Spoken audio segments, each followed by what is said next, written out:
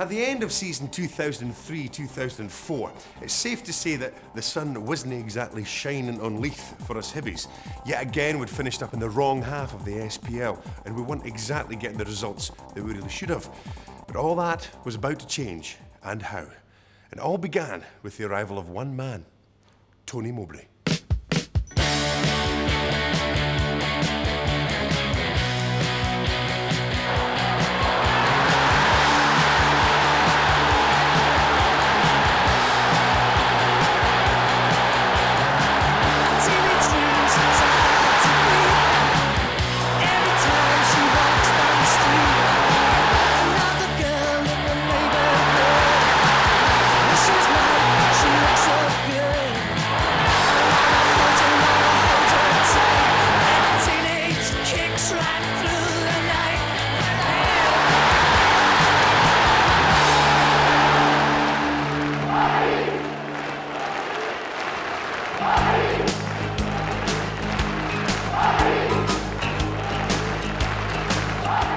A club without a manager is a very strange animal because the manager sets the tone for everything at the club. So it was a difficult position we found ourselves in without a manager, and at that time the board was determined that we should take the time and put in place a systematic process to make sure we got the right person to take the club forward.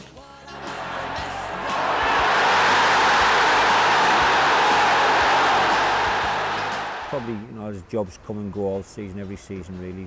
Hibernian job came and probably didn't register too much for me at the time because I was in the middle of a playoff situation at Ipswich and desperately trying to get back to the Premiership with that club at the time.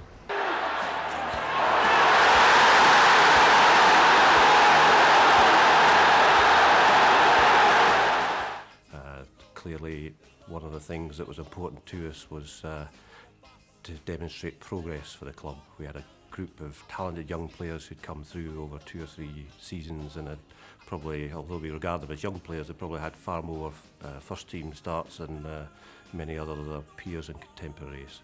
So we started about a process, as I say, in a systematic manner to try and get the best guy for the job. Decided to apply for the job and sent the application away and waited patiently. Tony applied for the job. He'd been a first team coach at Ipswich for quite some time and had a burning ambition to be a manager, and so he submitted his CV along with many other unsolicited approaches that you get from when a vacancy exists, and so we were aware of his application relatively early in the process.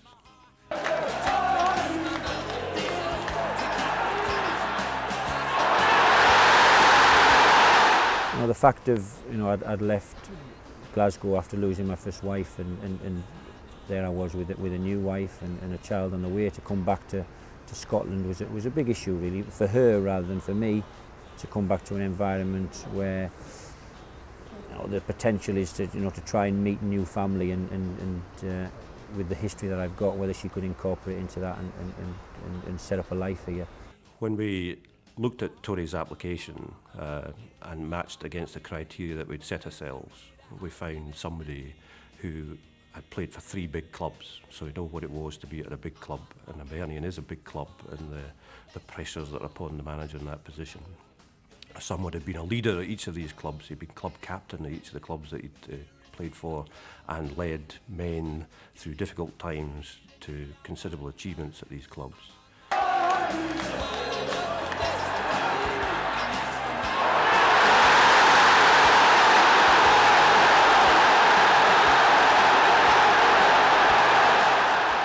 It was the morning after losing to West Ham in the second leg of the playoffs, so our chance of Premiership had gone, and I was driving into work about 8:30 the following morning, and my phone rang, and just noting that they'd got my application and there was interest and there would be somebody in touch.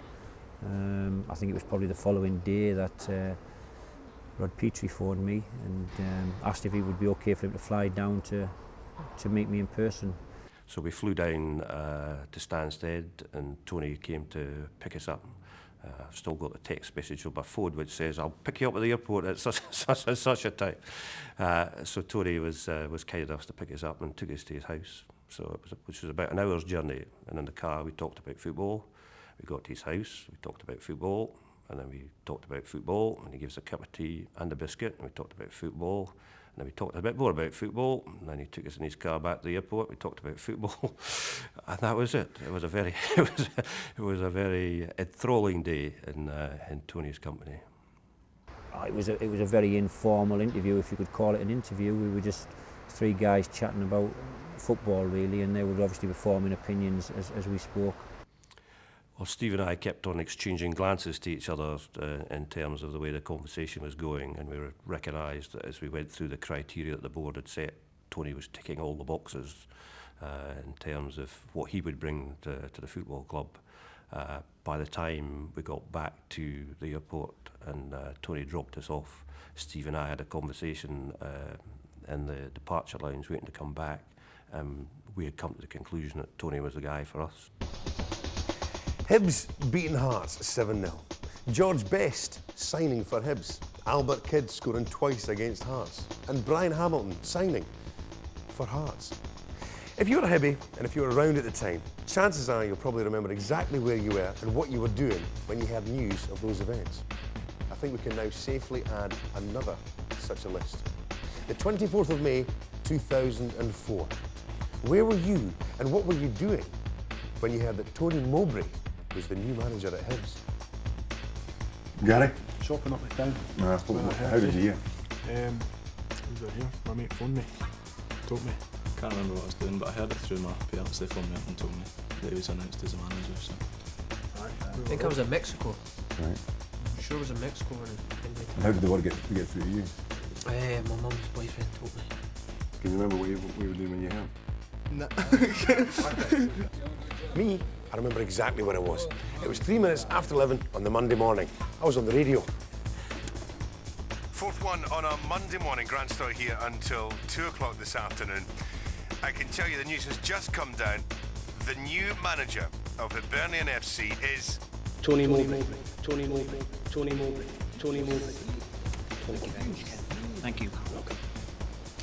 Morning, ladies and gentlemen. Just a few words from me, and then I'll obviously speak to you all. But delighted to be here. It's a fantastic opportunity for me, and obviously I've played against a football club 10 years ago and know what it means to the people of Edinburgh and the Hibs fans. So you know the passion is there, and hopefully my passion for the game and desire to be successful in the management role will mirror that of the supporters, and hopefully we'll go along the road together and be successful. But you know, my aim, as we talked here, was about passion and desire, young players, moulding them into firstly men and hopefully men who are top footballers, and that's what I aim to do here, because everybody's telling me there's a lot of good young footballers here, so I'm chomping at the bit to work with them and to meet them. Thank you very much.